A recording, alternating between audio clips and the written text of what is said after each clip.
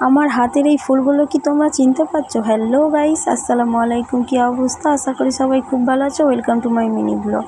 আমি বিকালে ঘুরতে ঘুরতে চলে গিয়েছিলাম মাঠে, গিয়ে দেখি হয়ে আছে এই ফুলগুলো। এই ফুলগুলো কী ফুল বলো তো? এই ফুলগুলো হলো পানা ফুল। আমি তুলে নিয়ে চলে এলাম বাড়িতে। এসে দেখি দুটো গোলাপ পানির শিশি আমাদের বাড়িতে পড়ে আছে।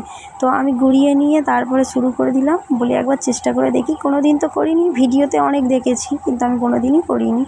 তো তুলে নিয়ে এসেছিলাম ধানের ভিতরে, মানে হয় না ঘাস, ওগুলো ঠিক আমি জানি না কি নাম, তো ওই ঘাসও তুলে নিয়ে এসেছিলাম।